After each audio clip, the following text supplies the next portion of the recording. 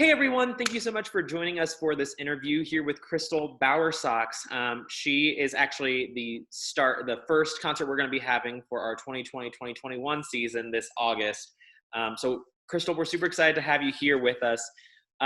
First, just tell us a little bit about yourself. What got you into music, and what music do you just love to play, and why? Sure. Well, first of all, thanks for having me, and I'm really looking forward to the show. Really looking forward to it.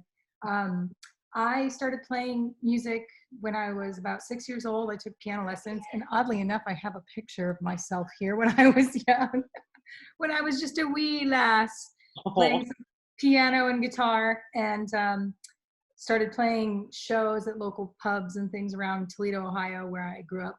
Um, not long after I started playing music, and then in 2010 I auditioned for season 9 of American Idol, and somehow by some miracle finished in second place and have been touring ever since. yeah, no, um go ahead. Sorry.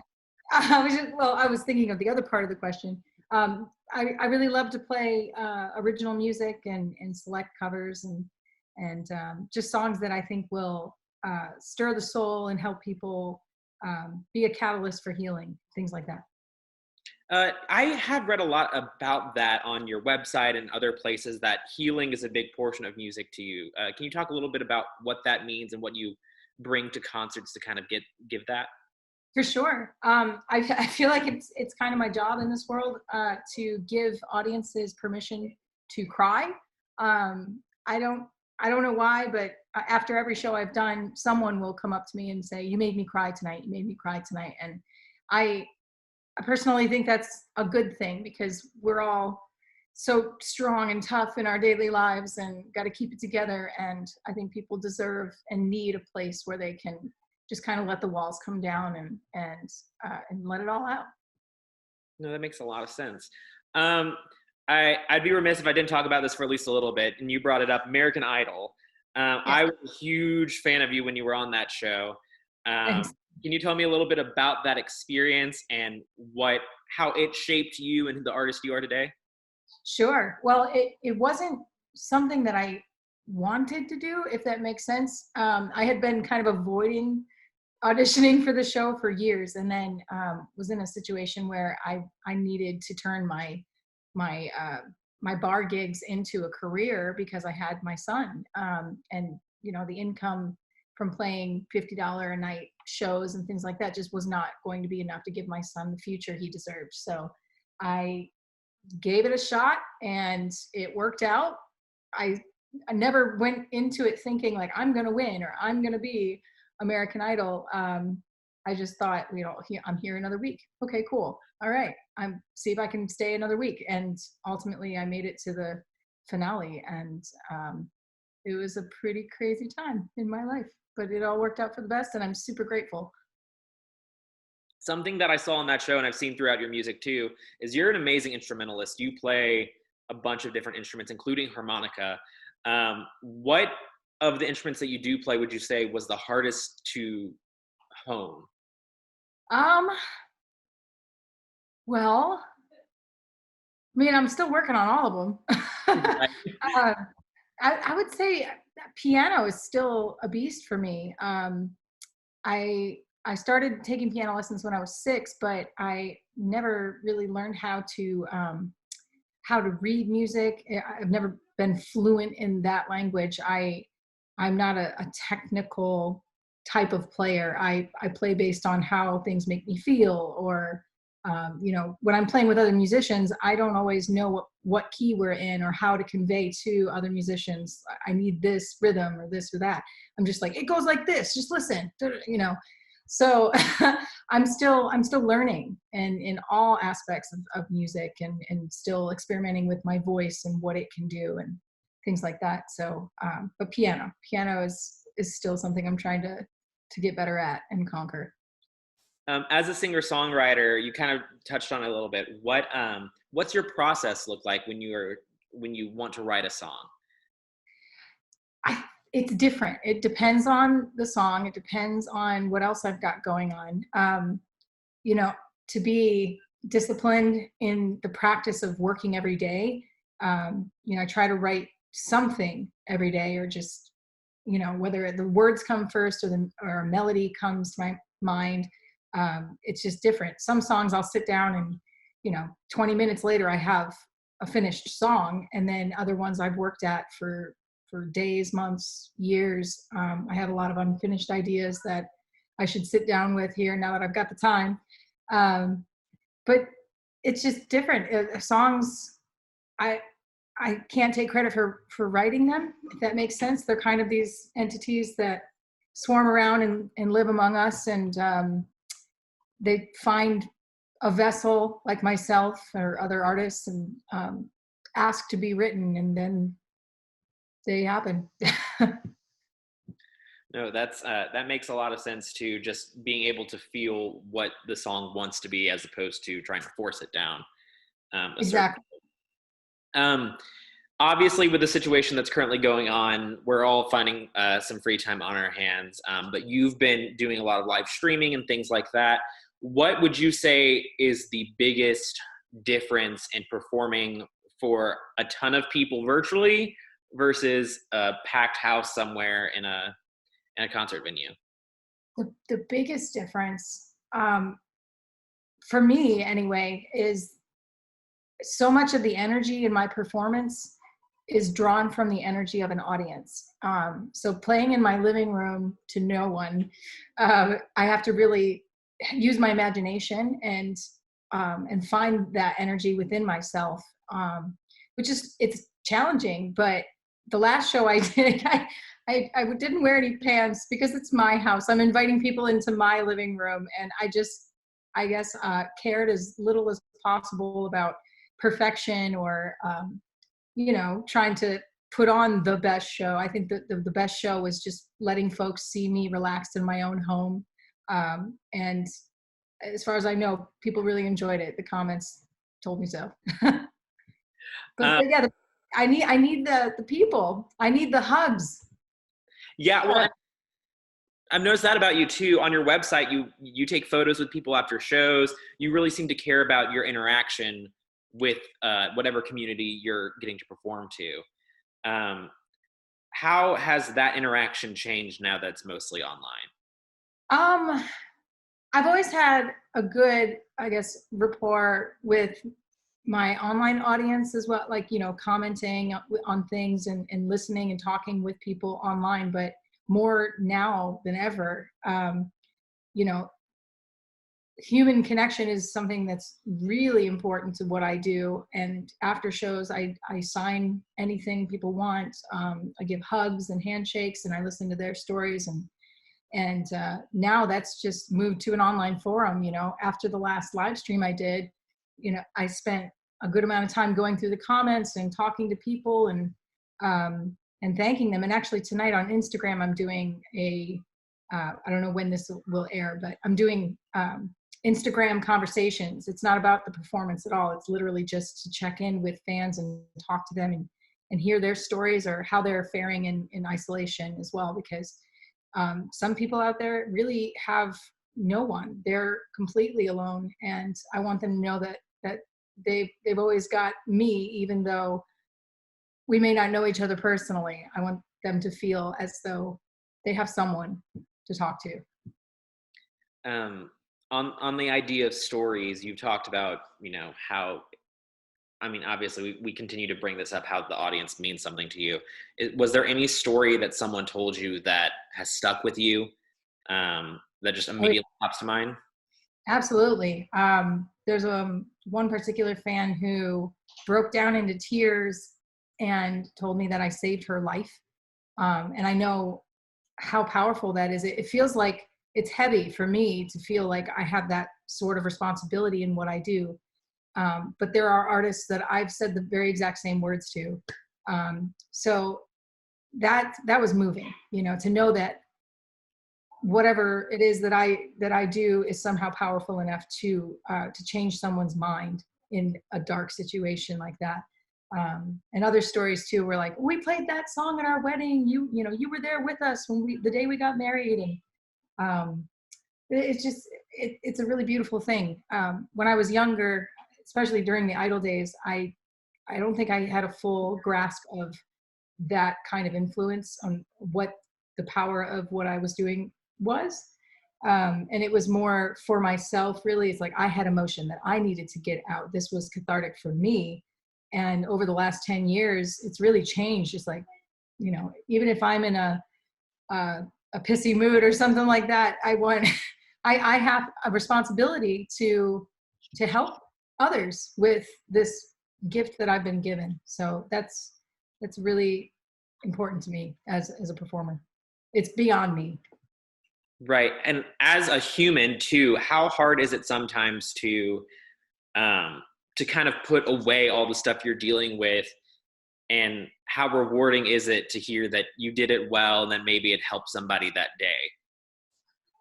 I don't think I necessarily, yeah, as a human, I go through things, I suffer emotionally and all of that, of course. I don't put it away necessarily, but I'll put it into the performance, because, it's just like when two people are in a room and one starts laughing, the other person, it's contagious, right?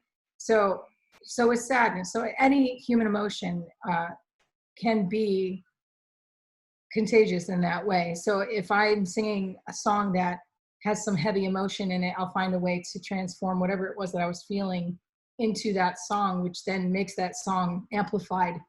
And, they all mean something different to the listener. Something that I wrote means something to me, but to the listener, they're applying it to their own situation. And, but the more I can amplify that emotion, the bigger the response for the listener. That makes sense. I want to get a little fun with this now, because we talked a lot about, the situation and things like that the world's currently facing. What are you streaming right now? What are you on Netflix or Hulu just decided gone into? Is it something you already watched before? Or are you into something new? Like what you've been watching? So before all of this, I really didn't have a lot of time to sit down and stream and watch stuff. But I've been watching shows on serial killers, which is not like me at all. I can't stomach violence or any kind of fiction that could be real freaks me out. But I don't know. The other day I finished a series called You on Netflix. Yep. And have you seen it? Yes. Woo! It's a lot. It's a lot. And I stayed up all night. It was about 7 a.m. and this is my niece Kayla back here. And I came out here. I was so out of my mind, and I was like, what if everyone is like this? She's trying to calm me down. I'm so affected by everything that I watch, and the people around me, it helps with my musical performance and connecting with fans, but not when I'm watching shows about serial killers. No. Staying on the life at home right now vein, who's the chef of your house, and or if it's you, have you been working on anything new that you've tried that you really liked, or?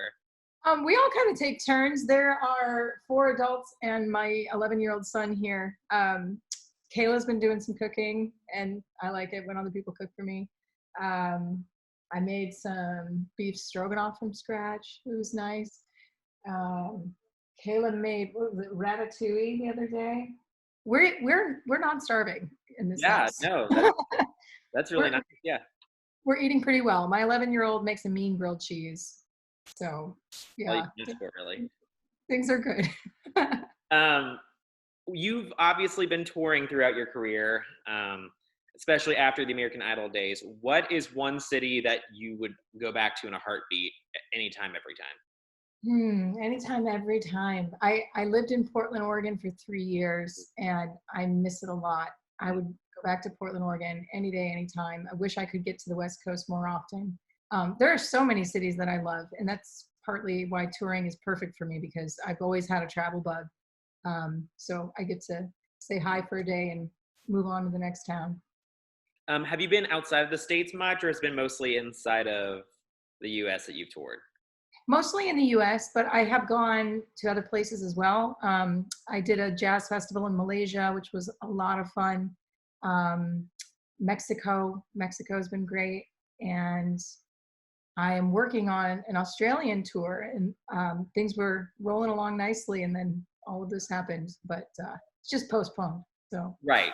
And postponement, at least everyone wants to keep pushing forward and see the light. keeping hope alive. Yeah. You live in Nashville.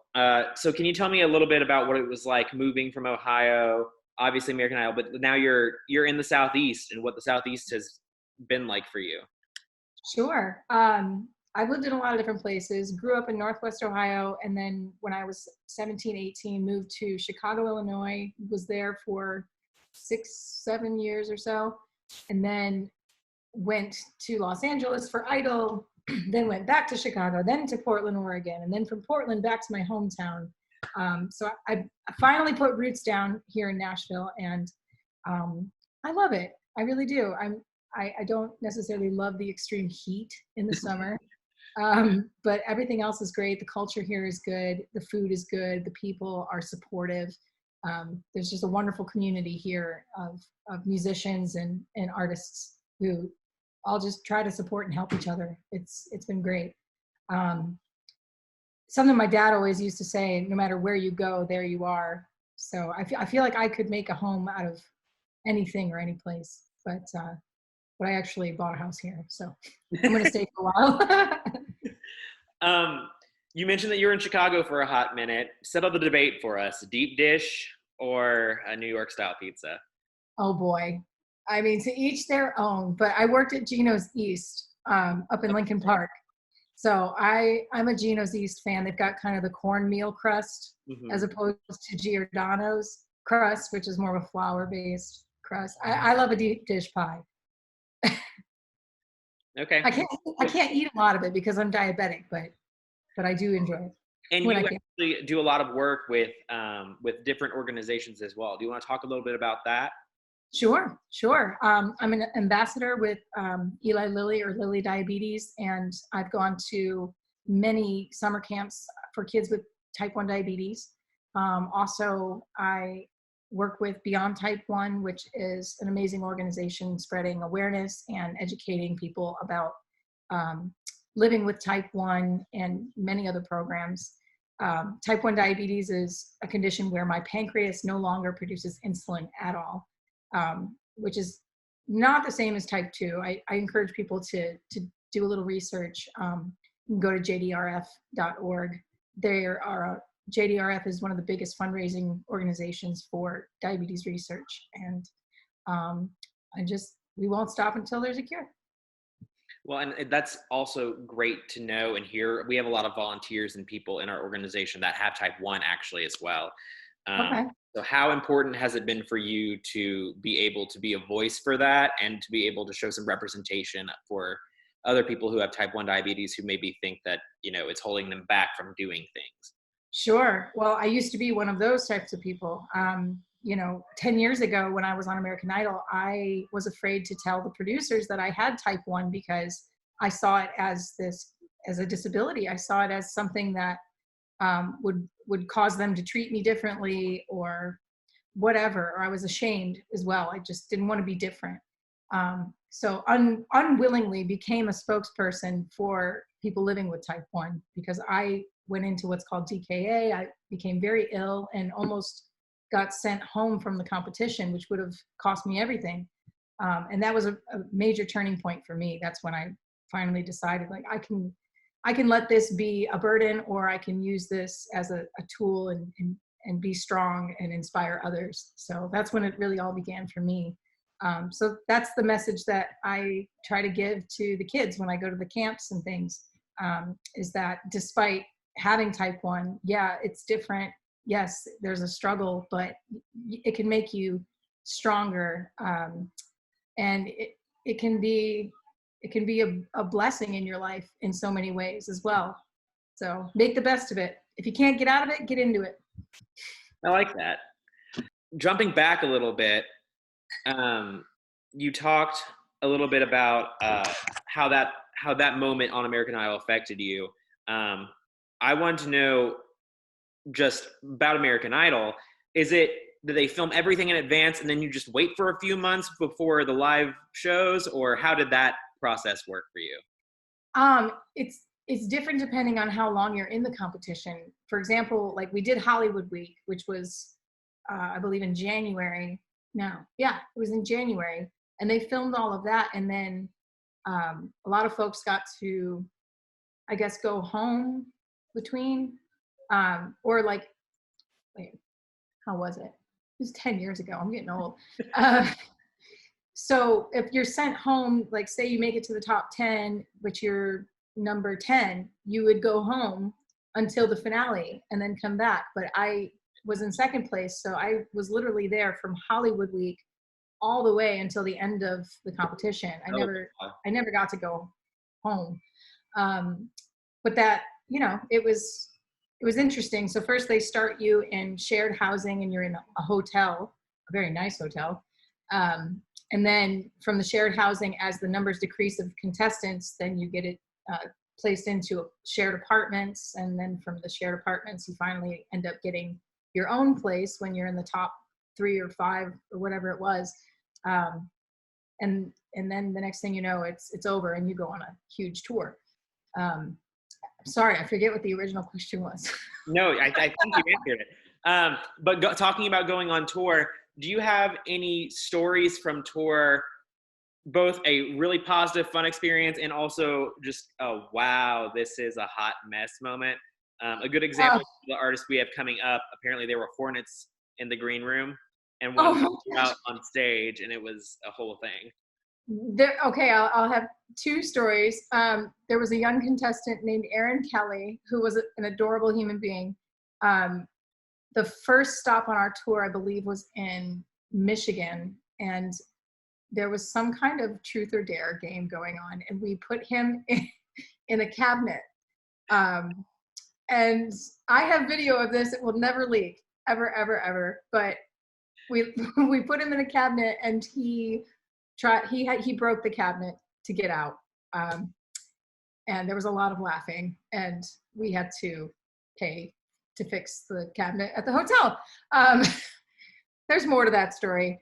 I don't want to incriminate anyone else, but later on the tour, someone found some strange little bug, and it was determined that it was a bed bug, and we had to put all of our stuff into black plastic bags, and they brought a new tour bus, and that was not fun.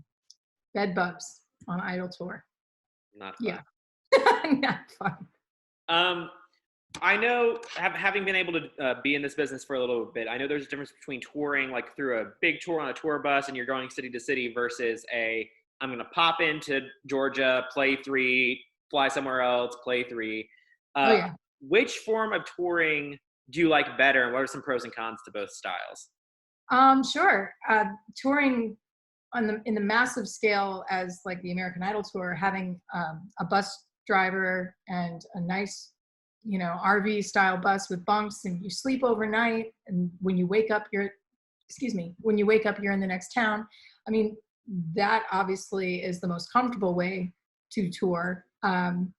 But the way that I tour now, I really love it. I have my own 10-passenger van. Her name is Betty Ford. And I do most of the driving myself, and I enjoy it. I've got a bed in the back of the van. We've got a trailer. We haul our gear.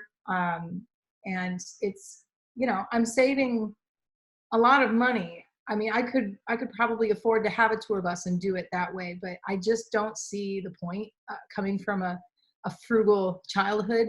I'd rather put it in my son's savings than to just have all the bells and whistles. It's just not necessary for me. So, sometimes there's a 5-6 hour drive on the day of a show, but it's not easy. It's a strain on the body to sit for that long. But we do truck stop yoga. We get out and stretch a bit, and, try to find the healthiest places we can along the way. And there's also a sense of pride and accomplishment when I'm behind the wheel and really, I guess, literally driving the ship. So, yeah. While you're driving, do you like having music on? Do you drive in silence? And do you listen to music? What kind of music? It's we kind of pass it around, you know.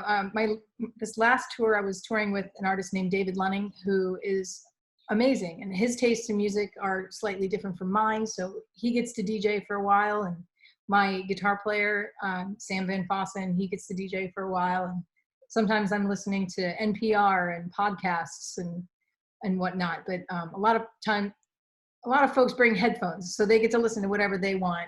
We're not interfering with each other's listening tastes and things like that. So I don't know. I enjoy silence. Music is what I do for a living, so a lot of times the ears just need a break, and that's okay. Do you have any guilty pleasure genre of music? Guilty pleasure. I don't feel guilty about any genre of music. Good answer. Good answer. But maybe something surprising that people don't know about me is that I love Typo Negative. Okay. Do you know who Typo Negative is? No. They're like an industrial dark goth metal band from back in the day. And their songs are really, really dark and sad. So every now and then I'll put on some Typo, and and then I also love Meghan Trainor and Bruno Mars. I like some of the lighthearted poppy stuff, but I don't really like to listen to music that has like a harmful message. Okay. If that makes sense. Yeah. Like any music that's putting somebody else down or it's at someone's expense, I really don't. It's not my thing. Do you find yourself leaning more towards music that has a deeper meaning versus just kind of, this is just fun to listen to and doesn't really have any meaning at all whatsoever style? Does that make sense? Yeah, absolutely. As a lyricist, I am always, that's the first thing I hear. I listen to the lyrics, and that has to resonate somehow with me. But then again, there's stuff like Wolfpack. Do you know who Wolfpack is? You ought to check them out. A lot of their music is just insanely talented musicians, and all of these crazy melodies and counter melodies and rhythms and things. It's like funk fusion. There's some soul. It's just instrumental, a lot of it, and that I just love that stuff. Some songs I don't really hear the words. The music is so good that the words just kind of take a back seat. But I don't know. Anything and everything. I really love Brandi Carlile. I love what she's done, the work she's done with Tanya Tucker and Secret Sisters and everything in the folk realm. And obviously John Prine, that hit the community pretty hard. As a singer-songwriter, I've looked up to him and his music for a long time. And then I love classic prime country. That's really what I grew up on. My mom was always listening to 90s country, and my dad was the classic rock, ZZ Top, Steppenwolf guy. So I don't know. I land somewhere in there, but I have respect for any and everything. I like EDM music too. I mean, it takes an amount of talent to know how to run all of the computers and devices and gear that artists use to make that kind of music. So I like it all. I really do. Cool. I think we're getting close to time, but I just wanted to give you a second to talk a little bit to the people of Woodstock, Georgia, and say anything you want to say and kind of sign off. Georgia.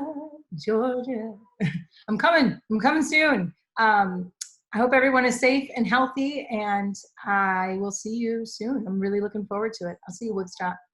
Crystal, thank you so much, and we look forward to seeing you in August. So Thank you.